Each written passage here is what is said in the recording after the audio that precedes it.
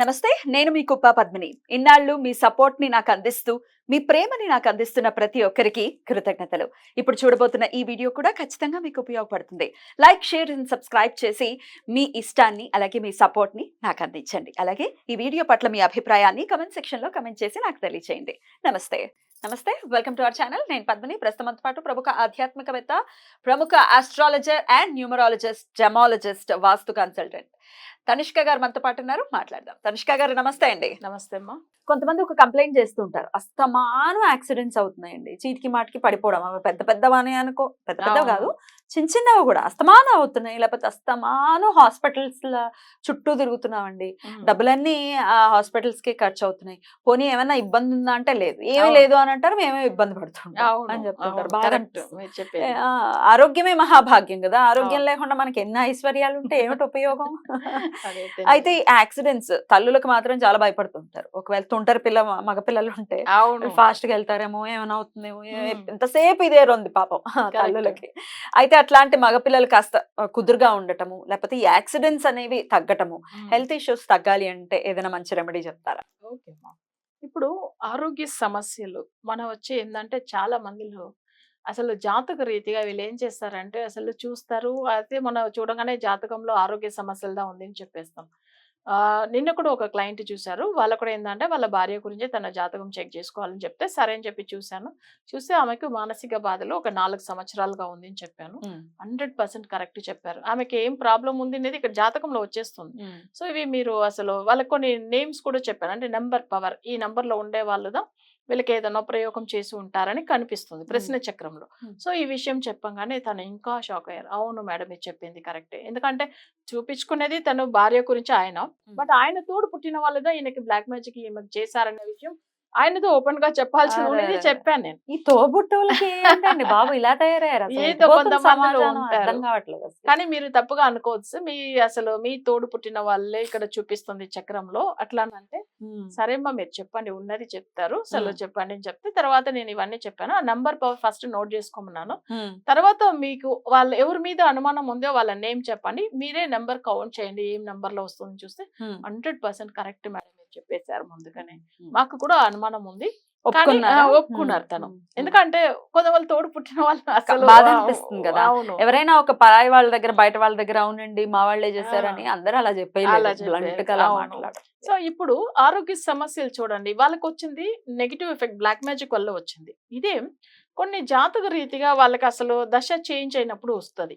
So అది అట్లా బాగలేదు. ఇప్పుడు ఏలరేషన్ జరుగుతున్నప్పుడు మీరు చెప్పినట్టుగా యాక్సిడెంట్లు ఎక్కువ అవుతూ ఉంటుంది చూడండి. అంటే మేజర్ యాక్సిడెంట్ ఎప్పుడు వస్తుంది అంటే ఏలరనా శని అప్పుడు. నెక్స్ట్ వచ్చి ఏంటంటే రాహు కేతులు జాతక రీతిగా ఆ దశ బాగాలేనప్పుడు. నెక్స్ట్ వచ్చి లగ్నానికి 3rd హౌస్ వచ్చి శత్రువు అయినప్పుడు యాక్సిడెంట్ అవుతుంది. అవి కాకుండా అష్టమ స్థానంలో ఉన్న గ్రహం దానికి సంబంధించిన దశ ఉన్నప్పుడు ఇబ్బందులు యాక్సిడెంట్ అవ్వడం అనేది. ఇప్పుడు ఆరోగ్యం ఒకటి ఉంది, యాక్సిడెంట్ విషయం, 2 విషయాలు మనం చూస్తే జాతక రీతిగా ఇక్కడ వచ్చి ఆరోగ్యం సంబంధించిన గ్రహం చంద్రుడు అవుతాడు. నెక్స్ట్ వచ్చి లగ్నానికి 6th లార్డ్ అవుతాడు. అదే వచ్చి యాక్సిడెంట్ గురించి ఉండేది శని గ్రహము, రాహు కేతులు, తర్వాత లగ్నానికి 3rd lord and 8th lord. But ఇక్కడ మన చక్రం ఇంత ఫుల్ అనలైజ్ చేస్తేనే తప్ప మనకి దేని వల్ల సమస్య వచ్చింది తెలియదు, చెప్పలేము. సో అందుకని ఇప్పుడు వాళ్ళు ఏం అనుకున్నా పర్వాలేదు, నేను ఉన్నది వాళ్ళు నాకేం వాళ్ళ శత్రువు లేదు మిత్రువు లేదు, కానీ ఉన్నది ఉన్నట్టుగా చెప్పాలి నేను. సో అప్పుడు జాతకం నమ్మాలి. వాళ్ళకి ట్రీట్మెంట్ తీసుకుంటున్నారు, కానీ వెళ్తారు టాబ్లెట్ వేసి ఆ ఒక్క రోజు జస్ట్ బాగుంటుంది, మళ్ళీ అదే హెల్త్ ఇష్యూ కంటిన్యూ అవుతూ ఉంటుంది. అయితే వాళ్ళు ఏం చేస్తున్నారు, కంటిన్యూగా పాపం హాస్పిటల్ వెళ్ళాలంటే కూడా ఇబ్బంది అవుతుంది కదా. సో ఇంకొకటి ఏంటంటే పిల్లలు వాళ్ళని చూసుకోవాలి. సో ఇవి కాకుండా ఏంటంటే తను జనరల్గా ఏంటంటే లేడీస్కి హెల్త్ బాగాలేకపోతే ఏమవుతుంది ఇంట్లో అస్సలు అన్ని పరిస్థితులు అసలు ఏం బాగుండవు. తర్వాత ఈయనకు చెప్పిన తర్వాత అవును మేడం మీరు చెప్పింది అన్ని కరెక్ట్, సో తప్పకుండా దీనికి నేను రెమెడీ ఫాలో అవుతాను అని చెప్పిండ్రు. రెమెడీ తీసుకోవడం అవును.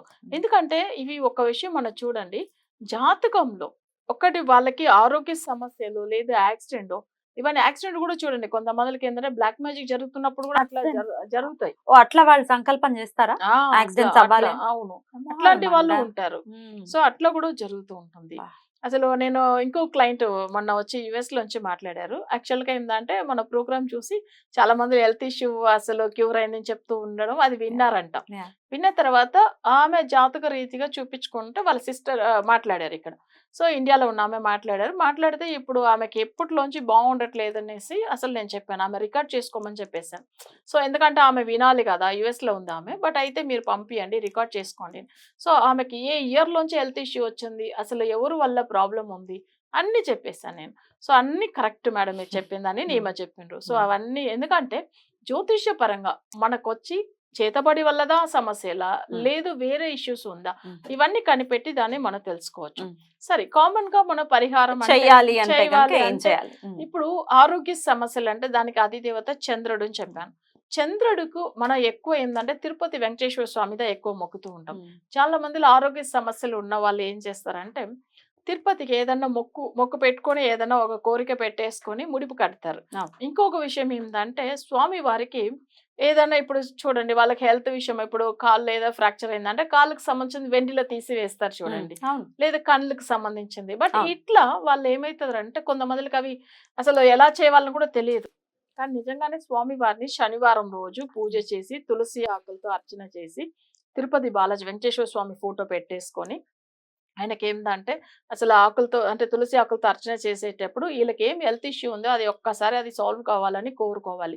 నేనే వస్తాను తిరుపతికి వస్తానని చెప్పి సంకల్పం చేసుకోవచ్చు. కొంతమంది కుదరదు అనేటప్పుడు అసలు ఎవరిన త్రూలో కూడా పంపించి ఉండేల్లో వేయవచ్చు అనమాట. ఇప్పుడు వాళ్ళకి ఏంటంటే కాళ్ళు ఫ్రాక్చర్ అయింది. సో కాళ్ళలాగా ఒక చిన్న బొమ్మలాగా తీసి వెండిలో తీసి నేను వేస్తాను. సో ఇట్లా కోరుకుని కూడా ఉంటుంది. అసలు కొంతమందికి ఏంటంటే ఇవి అక్కడ టెంపుల్ దగ్గరైనా కూడా కొంచెం అవి అమ్ముతూ ఉంటారు. అసలు అవి అంతా అసలు కాళ్ళు చేతులు మనం అసలు బాడీ ఎట్లా అసలు ఒకరికి ఒక్కొక్క హెల్త్ ఇష్యూస్ ఉంటూ ఉంటది. అలా మొక్కుతే అసలు బాగా అయిపోతుంది. హుండీలో వేసేస్తారు. హుండీలో వేస్తారు.